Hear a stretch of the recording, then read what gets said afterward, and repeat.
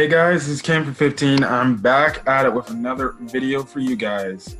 And this is another DanMachi Season 3 video. And man, what a good episode today. What a good episode. Like, this episode, man, was... Jeez. We get so many revelations here. Like, of what the hell is going on down here. And it seems like, well, we're getting the battle between Dix and Bell and stuff like that. So yeah, let's get to it. So this is DanMachi Season 3 Episode 6. Anyways, the episode starts off with this old man digging in this tunnel. And he sounds kind of demented, kind of insane and crazy. And I'm like, what the hell was that? You know, I'm watching this and I'm like, what is that supposed to mean? Later did we know, did it find out to be something, or the main, reasoning behind this episode. Anyways, we see Gross essentially, after attacking Livera, asking this one human, like, where were his kin? Where were the others? Now, one of the villagers says that they're on the eastern edge, but there's a door. But after he leaves, Gross leaves, the villager's like, you won't get through the freaking door, which we find out also later too, and stuff like that. Now, it cuts over to Ganesha's group in the dungeon, and we see that Lid and the other monsters are definitely, starting to fight with them and get into combat with some of the Lid Ganesha people and stuff like that. In the meantime, you have like Ryu, Asafi, and Aisha start to get involved in this because they're like, well, we gotta find Bell, and yeah. So eventually they join the fight and stuff like that. Now, Bell at this point in time, he's wearing a cape with a hood over the top, but when he's fighting one of the monsters, his hood kind of comes undone, and then he runs away with Lid to some, I guess you can say, some part far away from the battle. Now, Bell asks Lid, yo, I heard, that armed monsters were attacking Livera. Was that you guys? And Lid's like, yeah, it was us, and stuff like that. And Bell kind of replies like, why would you do that? And Lid's like, listen, they attacked us, man. These poachers attacked us, killed some of our kin, and things like that.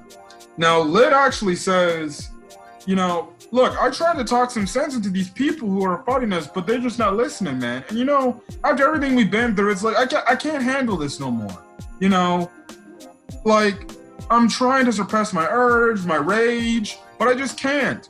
Just essentially his, well, I guess you can say his common sense is like, I'm sorry. I'm trying not to say kill the humans, but I'm sorry. I had to kill them because they killed us and stuff like that. And you can kind of feel for Lid at this point because it's like, bro, we're being oppressed, and we did nothing to these people, and they're killing us and stuff like that. Now it looked like now Bell says he wants to help him, but Lid is like, no. You have to go. You cannot officiate with us no more.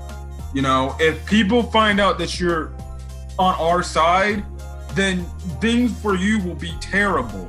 And we can't have that happen and stuff like that. And then it looked like Bell was not even going to listen to him. And it looked like Lid might have attacked him, but Ryu comes in with the save and kind of makes Lid retreat. Now, Ryu's trying to get, Bell out of the dungeon. She's like, come on. She's even saying yo, Sir is going to be worried about you and stuff like that. But Bell obviously is like, no, I can't. And that's when Ryu's like, fine, okay. She gives him this bag and she says, here's this item. It might help you out with stuff like that. Now, the reason why Ryu doesn't want Bell to get involved because obviously the poachers have ties to Evilis. And it seems like, she might have had a past thing to deal with Evilis. So that could be another reason why she's worried about him as well. So anyways, Bell actually takes it and he goes and stuff like that. Now, Bell actually runs into Fells, and which, geez, that rhymes. And essentially, Fells updates Bell with what's currently going on. Next thing you know, you see the item in the bag where you gave him start to light up, and then he pulls up the little ball thing, and essentially Fells takes it, and then it reveals, by pushing up against the wall, it reveals a secret passage and stuff like that. Now in this passage, they see the name Daedalus. The cousin of the Hestia is familiar real quick, and they're essentially waiting outside the dungeon, obviously just, because they're worried about Bell's thing, and they talk about some things, and they bring up the point about how these monsters essentially are being made off profit. So I forgot the guy in the cage Lily was talking to, in the prison cell he was talking to, but they bring up a point, why are these monsters essentially being like sold for money and stuff like that. So that's another thing. This is when we find out, also through the Hermes discussion, because Hermes actually confronts Icolos again, and we find out, one, that the passage that Bell and Fells are in is essentially a passage that is connected to Daedalus Street, which makes it another way, as Fells say, as her and Oranos were looking for, is there another way to get into the dungeon or access the dungeon? This way, the secret passageway under Daedalus Street, essentially, or connected to Daedalus Street, is essentially another way to access the dungeon and get into the dungeon. Like I said, Hermes confronts Icolos, and he's kind of asking him all these questions and stuff like that. Now, Lid eventually gets to the poacher's hideout, and, they start to fray the other monsters. Lid actually asks, where's Ween at? Now, we don't know now. We find out Ween is tied up somewhere in the background, I'm guessing, and stuff like that. And things like that. Now, Dix essentially comes out, and it looks like it's being an ambush, but Bell comes in the nick of time, and after some dialogue choices and after some things being explained here, we find out, which is a huge revelation, we find out that Dix is a descendant of the Daedalus family. And the way he proves it is when he takes off his goggles, his eyes has I guess you can say a D or something. I don't know what type of shape that is. It looks like a D to me. And he has that in his eyeballs. Which, if you go back to the first part of the episode, that old man, which is later revealed to be Daedalus, Daedalus, had the same thing going on. And essentially, that's the way to prove it. They call that little insignia in their eyes called the blood binding and stuff like that, which proves the descendant line of the Daedalus family and stuff like that. Now, what they also did is the reason why they were able to access, this key to the dungeon, and the only way, you're able to access this key to this specific part of the dungeon, or what we say this man-made labyrinth, when it is later revealed, you have to have the eye of Daedalus.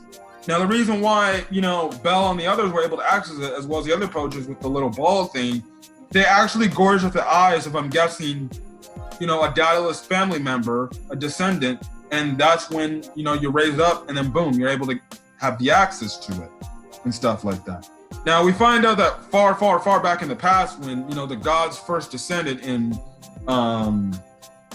the city that they're at, I forgot the stupid C, Aurario. Essentially, we know that Daedalus was kind of the person that kind of made the dungeon and created the dungeon and stuff, and he really built Aurario and stuff like that. But because of the Opus, he eventually got overwhelmed by the dungeon and essentially kind of went insane, to be honest. That's the only way I can explain it. In a short term, he went insane because of the freaking dungeon he built. And essentially what he did is he started to build the labyrinth, which was what he was doing at the beginning of this episode. And the labyrinth is the title of this episode, called Kenosis. And for 1,000 years, his descendants have continuously built this man-made dungeon, labyrinth, whatever you got. And the crazy thing is, they've only reached the middle levels, which means they probably only have hit halfway of what they've already been building and stuff like that. And it's like, so how big is this freaking thing that they're trying to build? And it's crazy because it's like, wow. So over all these centuries and decades and years, this family line has just continuously built this man-made dungeon / labyrinth, and to be honest, barely made even a dent. To be honest, to even get to the middle levels, Jesus. Like, good God. Now, this is when Hermes starts to question Icarus when we come back over there, and he's like, so is this why you colluded with the group Evilus and stuff like that? And that's why they colluded with the group Evilus. And then they also sold those monsters too to make a profit so they can continue building, continue working on this man-made labyrinth. Because you're always going to need the funds and obviously the other help to friggin' do this and stuff like that. So yeah. Now, Dix is like, okay, so now you know our grand plan. That's wonderful. Now let's get to business and stuff like that. So he uses this move called Photo, Bertorn, and Daedalus, which essentially makes the monsters lose all sense of region, and they actually start to attack each other.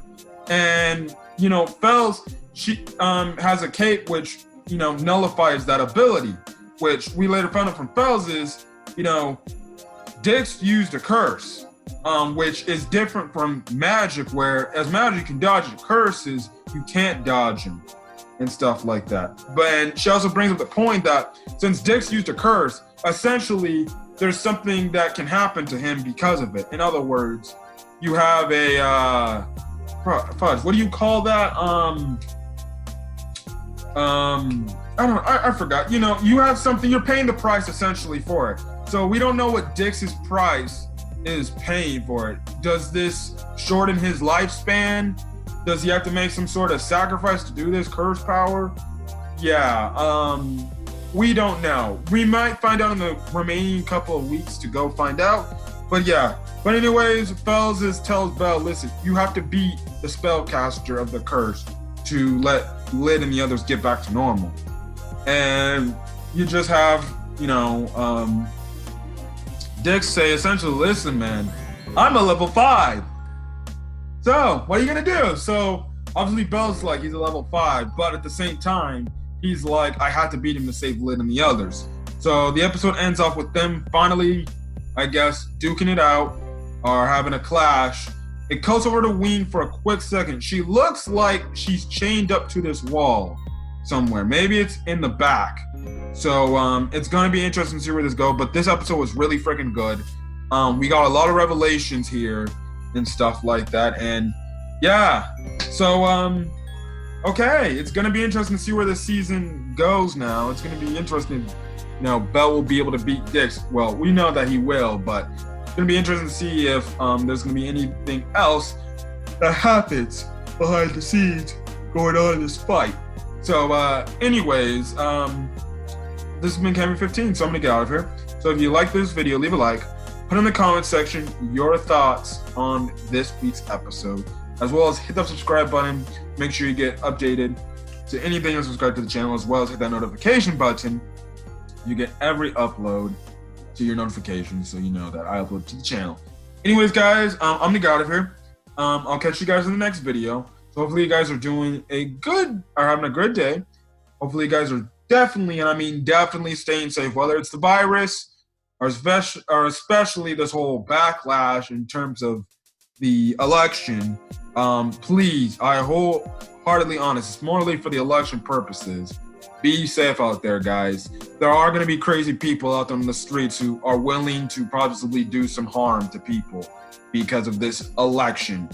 And I think they're taking it way too far. So please be safe out there, guys. Like, make sure you guys have a head on a swivel, because listen, you know, things are getting crazy out there. Anyways, guys, that's all I gotta say. So till then, guys, I'll catch you guys in the next video. Peace.